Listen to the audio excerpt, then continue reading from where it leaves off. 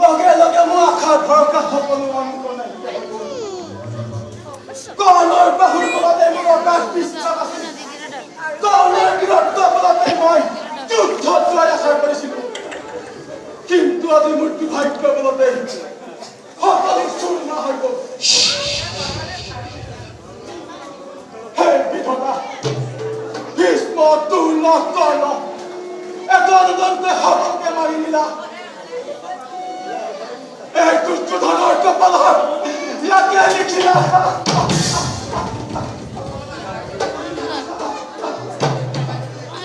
বেদাৰ নকৰিবা, বেদাৰ নকৰিবা। কৰ্ণৰ নাম কৰিম তাৰ বাবে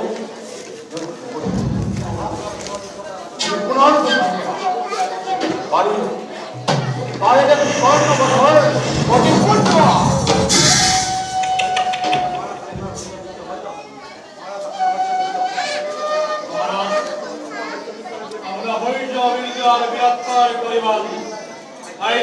দক্ষিণাত্য সফলতা ৰৈ ৰৈ গৈছে। আপুনি ক্ষত্ৰিয় বিপদ আপুনি যুদ্ধ ত্যাগ কৰি বেদাৰ কৰিবনে মহাৰাজ?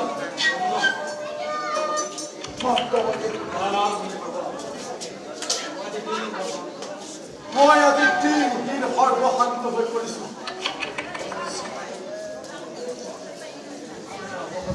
মই একেবাৰে অমৰ হৈ পৰিছো মন্ত্ৰ। মই আজি দুৰ্যোধন নহওঁ, কিন্তু মোৰ প্ৰতিজ্ঞা এতিয়াও অচল। কেতিয়াও প্ৰাণ থকা সেই পঞ্চ পাণ্ডৱ এক সুশান্ত ভূমি মোৰ দেহাত যুদ্ধ হলেও মই যুধিষ্ঠিৰ ওচৰত কেতিয়াও উচ্চ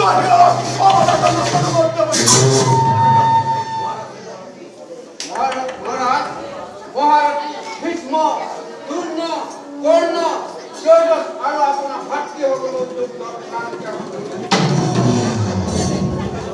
এইকেইটামান এতিয়াও আছে। এখানকে বিনয়িকা মাতা গান্ধী আপনারা প্রমাণ হয়ে আপনার বিজয়ের গোপরাবেন আপনার দেওয়া নাই।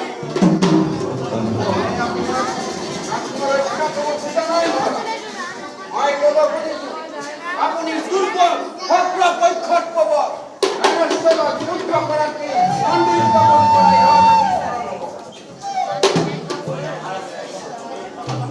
ওই মহারাজ প্রবল প্রকাশী বান্ধব এই দুইজন বীরে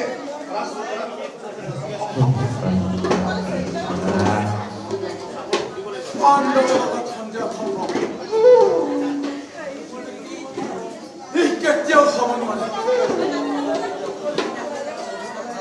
যি যুধিষ্ঠিৰক পাখাৰ খেলত হৰুৱাই নিৰ্বাসিত কৰিছিলো, সেই ধৰ্মৰাজৰ ওচৰত কেনেকৈ সন্ধি বিক্ষেপ কৰিব? যদুপতি কৃষ্ণৰ গুপ্ত ৰূপলৈ আহোঁতে তেওঁক যি অপমান কৰিছিলো, কৃষ্ণই তাক কেনেকৈ সহ্য কৰিব? দুৰ্পতি সভাৰ মাজত যি অন্যায় অত্যাচাৰ কৰা হৈছিল তাত কেনেকৈ পাহৰিব? মই এক চিত্ৰ লগা হয় এতিয়া কেনেকৈ মই এই যুধিষ্ঠিৰৰ ওচৰত ভগৱতী হৈ কাম কৰিম?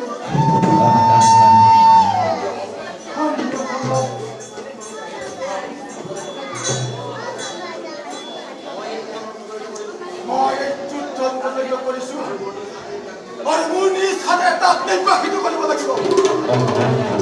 ভাবিবৰ সময় নাই।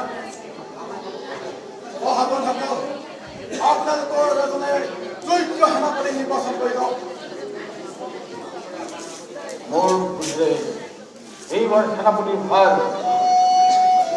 কুৰুপুত্ৰই লোৱাৰ দিয়াই ভাল। নহয় তৰুণৰাজ, মধ্যৱৰ্তী অমূল্য বলেৰে বিজয় হোৱাৰ জনকে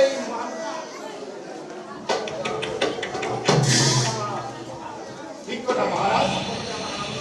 মধ্যপতিয়ে আমাৰ সেনাপতি ভাৰ গ্ৰহণ কৰে। হৰি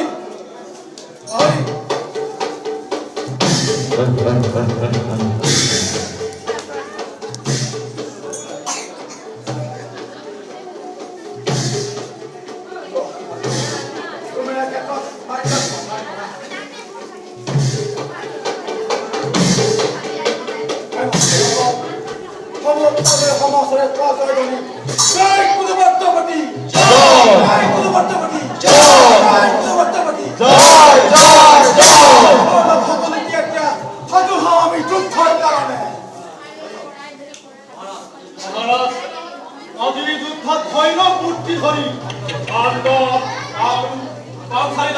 ধ্বংস কৰি আপোনাৰ মংগলৰ কাৰণে মোৰ সমস্ত শক্তি প্ৰয়োগ কৰি যুদ্ধ কৰি আজি শত্ৰুৱে মই ভয়ত ত্ৰাহি ত্ৰাহি কৰি